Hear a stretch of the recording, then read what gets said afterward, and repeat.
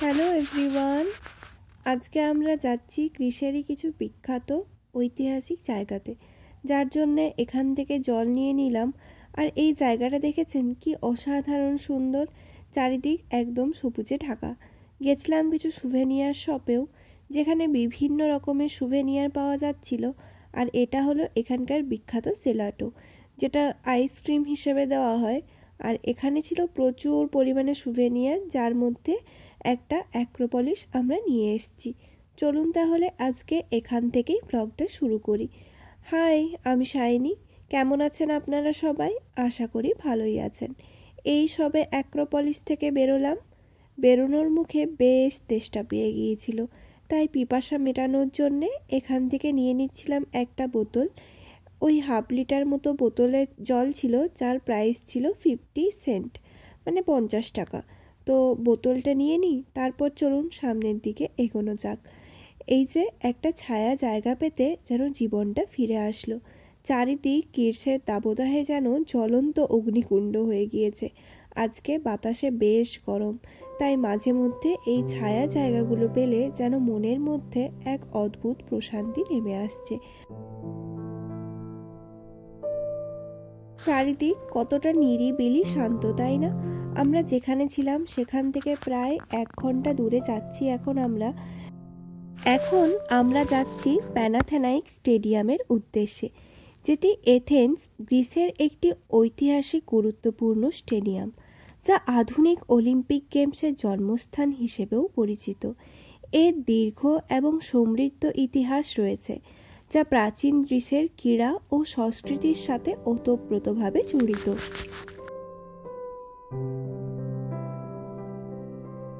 এই স্টেডিয়ামের যাওয়ার রাস্তাটাও কিন্তু অসাধারণ সুন্দর। ওই যে দূর থেকে তার চূড়া দেখা যাচ্ছে। চলুন আরও সামনের দিকে এগোই, তাহলে আরও সুন্দরভাবে এই ইতিহাসের সাক্ষী হয়ে থাকতে পারবো আমরা। যখন প্রথম অলিম্পিক গেম হয় তখন হয়েছিল এই স্টেডিয়াম থেকেই। এই স্টেডিয়ামে প্রত্যেক 4 বছর অন্তর অন্তর দেবী এথেনার সম্মানে প্যানাথেনাইক গেমস হতো। এটি ছিল ধর্মীয় এবং ক্রীড়া উৎসব।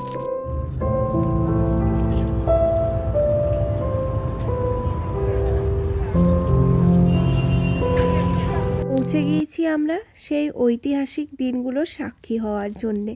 প্রথম 1896 সালে যখন আধুনিক অলিম্পিক গেমস এথেন্সে আয়োজনের সিদ্ধান্ত হয়, তখন প্যানাথেনাইক স্টেডিয়ামটি এর প্রধান ভেন্যু হিসেবে নির্বাচিত হয়।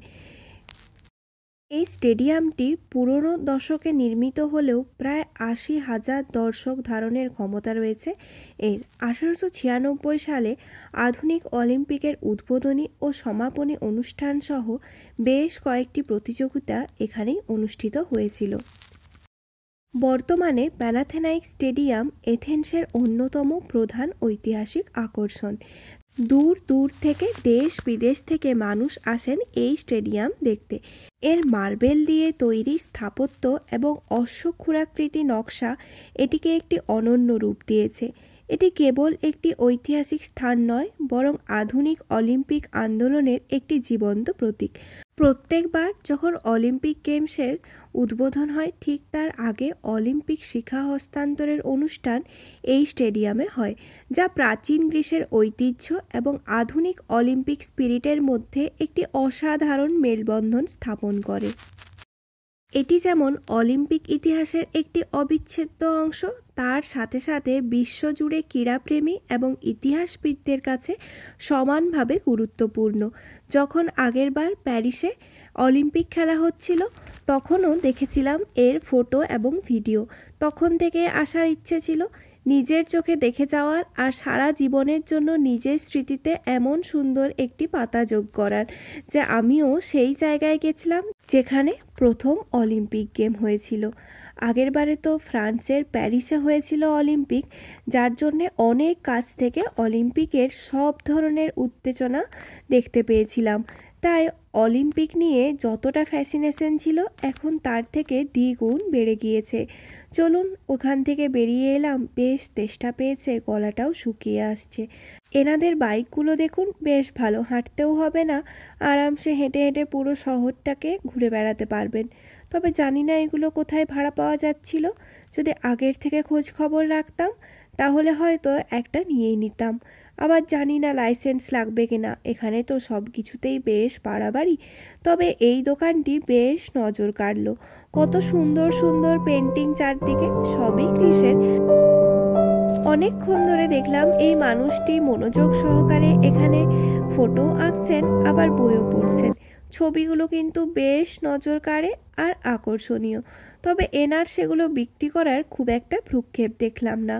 তিনি তার মতো আছেন আর যে যা জিনিসপত্র আসছে দেখছে চলে যাচ্ছে। ওই যে দূরে দেখতে পাচ্ছি একটা দোকান, চলুন তো তাড়াতাড়ি করে ওই দিকটাতে যাই, আর যদি ঠান্ডা ঠান্ডা কিছু পাওয়া যায় তো জীবনটা ফিরে প্রায়। যেই না কথা সেই না কাজ, দেখুন এখানে কত সুন্দর আকর্ষণীয় সব জিনিসপত্র রেখেছে। এই গরমে আইসক্রিম কোল্ড ড্রিঙ্কসের থেকে ভালো আর কিছুই নয়। তাই আমি একটা ফ্রুট জুস অর্ডার দিলাম।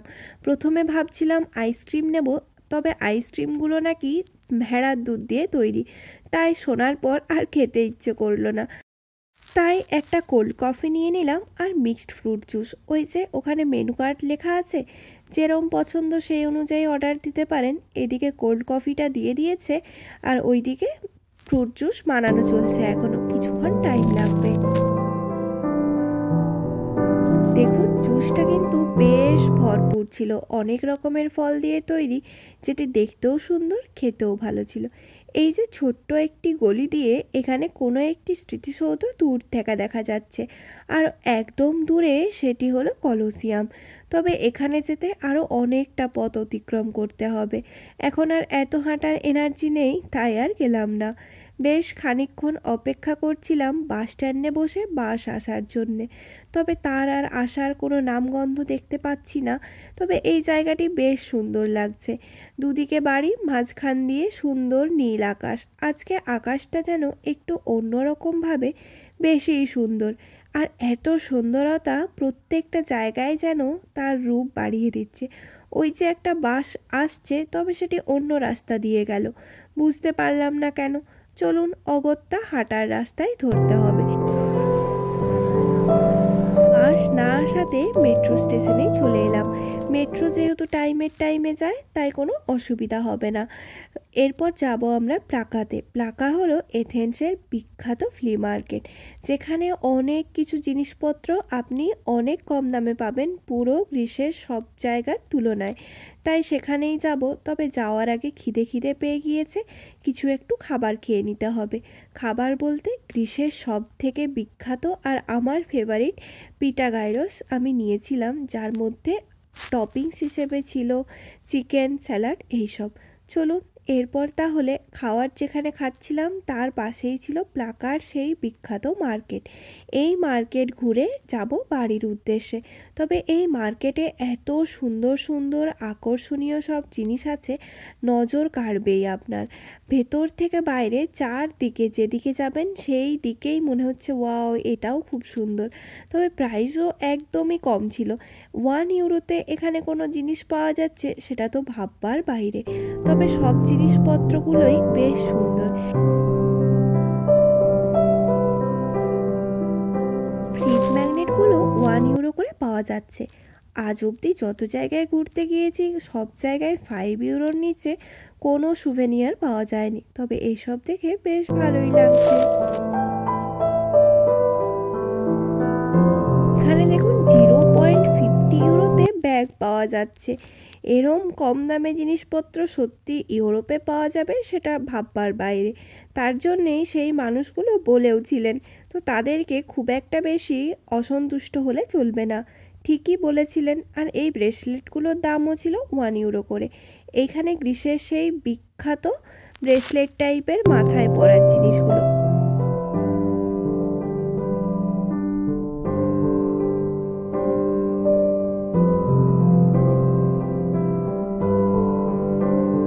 আমার একটা অ্যাক্রোপলিস নেওয়ার ইচ্ছে আছে, তাই দেখছিলাম। আমার ইচ্ছে আছে যে যে জায়গায় ঘুরতে যাব সেখান থেকে সব রকমের জিনিসপত্র নিয়ে এসে ঘরে সুন্দরভাবে সাজিয়ে রাখবো, যাতে পরে সেগুলো দেখে মনে করতে পারি আচ্ছা আমরা এখানেও গেছিলাম। যেমন বুর্জ খলিফা, এই কলোসিয়াম, অ্যাক্রোপলিস, প্যারিসের টাওয়ার এগুলো সবই এই রকমের স্মৃতিসৌধ, যা সারা জীবন বাড়িতে রেখে দেওয়ার মতো। সেই জন্যে একটি খুঁজছিলাম যেটা পছন্দ হবে আর দামের সাথে মিলে যাবে সেরকম একটা নেব। এটা অনেক হবে আমি জানি, বাপরে। ওই যে বড় সাইজের যেটা ছিল সেটার প্রাইস ছিল 23 ইউরো, মানে ভারতীয় টাকায় 2300 টাকার মতো। এরপর একটু বেশি ওভার প্রাইস মনে হচ্ছে এই জিনিসগুলোর, আরও অন্য দোকানে গিয়ে দেখতে হবে। এটিও বেশ সুন্দর ছিল, তবে এরম নেওয়ার আমার ইচ্ছে নেই। এখানে দেখছি আবার সানগ্লাসও পাওয়া যাচ্ছে, তবে এই সব জায়গা থেকে সানগ্লাস কে কিনবে, এটা তো সুভেনিয়ার কেনার জায়গা। এইদিকে দেখুন কি সুন্দর সুন্দর ডিজাইনের সব পটগুলো আছে। এখন জানি না কেন এই কৌটো রান্নার জিনিসপত্রের উপরে ইন্টারেস্ট বেশ বৃদ্ধি পেয়েছে। যেখানেই দেখি সেখানেই অন্যরকমভাবে আকর্ষণ করে, তাই আরও একবার ঘুরে এলাম এই সাইডটাতে। প্লেট বাটি সবগুলোই বেশ সুন্দর। এখানে মুকুটও দেখছি অনেক রকমের পাওয়া যায়।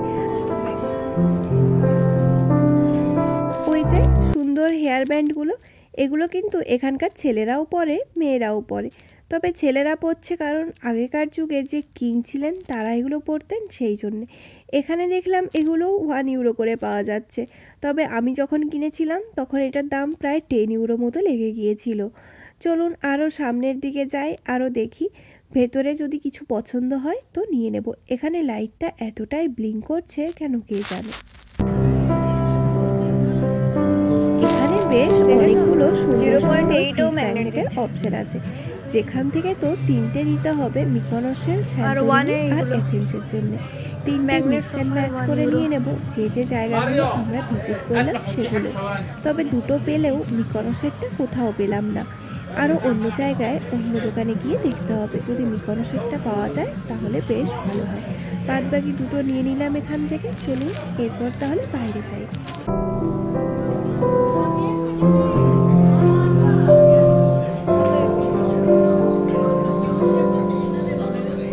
এখানে দেখলাম প্রচুর কি লকেটও আছে, আর গ্রিস মানেই তো নীল সাদা, তাই নীল সাদার কম্বিনেশনেই বেশিরভাগ জিনিসপত্র আপনি এখানে পাবেন। গ্রিসের সমস্ত আইল্যান্ডের প্রত্যেকটি বাড়ি নীল আর সাদা, তো নীল সাদার বাইরে কোনো সুভেনিয়ার এক্সপেক্ট করা বা কেনাটাও ঠিক না। এটিও বেশ সুন্দর লাগছে, তবে একটু সাইজে ছোট আর ম্যাটেরিয়ালটা আমার খুব একটা ভালো লাগলো না। আমার ইচ্ছে আছে কোনো একটা পাথরের কেনার, তাহলে অনেক দিন পর্যন্ত চলবে।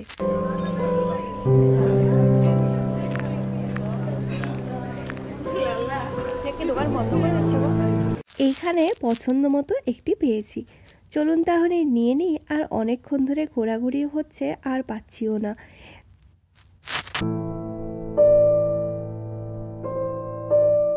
দাম নিল 16 ইউরো মতো, আর যেটা আমি আপনাদেরকে বাড়ি গিয়ে দেখাবো। ওনাকে বললাম বেশ ভালো করে প্যাক করে দিতে, কারণ অনেক দূরের পথ যাবে, তো যদি আবার ভেঙে যায় তখন কি হবে।